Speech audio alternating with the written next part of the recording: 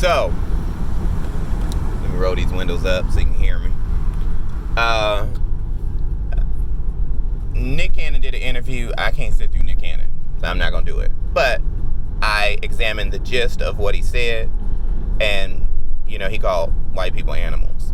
And so white people are responding, and they don't like it.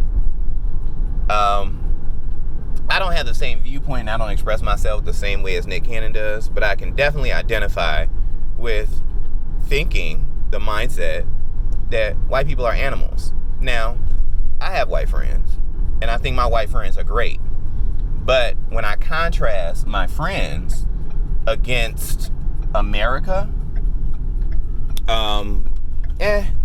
we have some differences, and when I compare American white people with my friends. And, my best friend in Oregon was a white guy.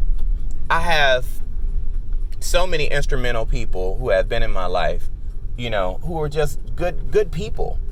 But there's not a whole lot of white people that I feel that way about. And what I took away from Nick Cannon is a generalization. Now, again, I can't speak for him. I think he a little cuckoo, but I get that part too. There are people who have challenges. But I think the bigger picture is, where's the lie? So if we're to call a people animals, let's examine how, that could be. There's no regard for another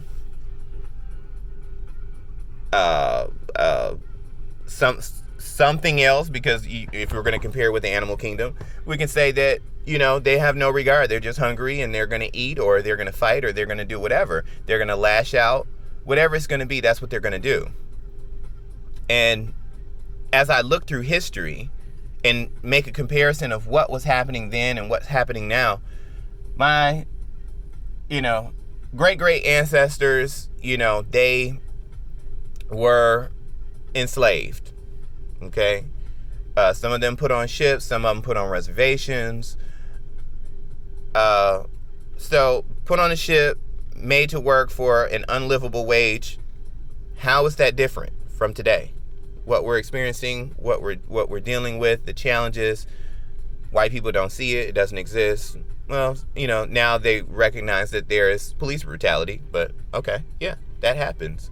So now that, we're just looking at the police brutality, there is so much more to that pie.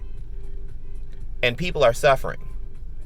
And like I said, my great ancestors, all the way down to me, and if I were to have children, my children would be treated in the same way.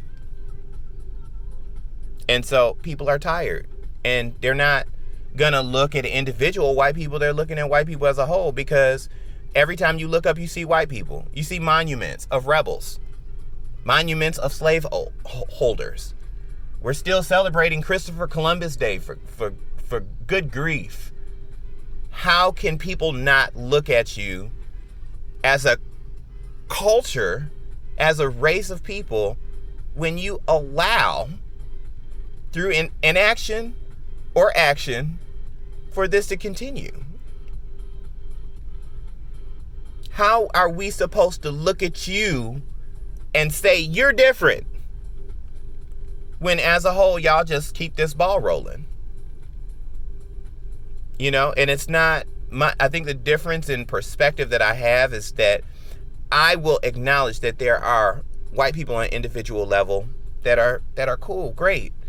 But as a whole, y'all are animals, man. I'm sorry. Not sorry. That is what it is. There hasn't been a significant amount of white people to change this culture. And it won't change. And it's because y'all keep that ball rolling. And y'all need to stop. Y'all need to make it stop. Y'all need to make it end. There are places, not just myself, that other people won't feel comfortable with moving to and living in. I would say 50% of this country I don't feel comfortable living in. Ask me, would I ever live in Idaho or Mississippi or North Dakota. I lived in South Dakota, and my goodness, was that an experience. You know, nobody can prepare you for walking in this skin. And so if it takes this much for us to try to live in this skin, imagine what it's like for the ignorance from people who don't have to. Imagine how easy it is to overlook, just the everyday challenges. We can't live where we want to live. And that's just the state. Then you have the redlining. You can't buy in certain areas. I did a video before this on my experience in Naples. This was 16 years ago. I'm pretty sure that hasn't changed. I can't say without a shadow of a doubt from my life experience, I'm pretty sure it hasn't fucking changed. Because if it hadn't changed from that point all the way up until 2006, or 2004, 16 years ago, then what make me think in that 16 years that's going to change? And this world ain't changing. And in fact, it's more pronounced.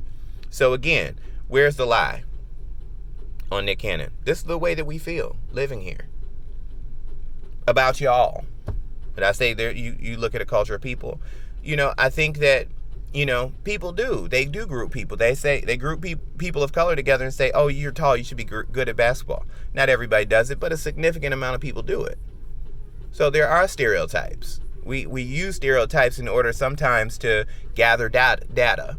And that data that we're gathering allows us to see what has happened in the timeline to people of color, without regard to those people of color.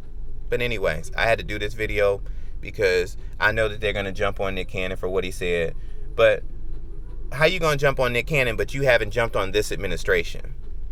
How are you going to jump on any of these bandwagons, but you haven't been there to confront racism at all its ugly points to the point where it's systematic? Where's your priorities? How are you any different? Anyways, just had to do that video.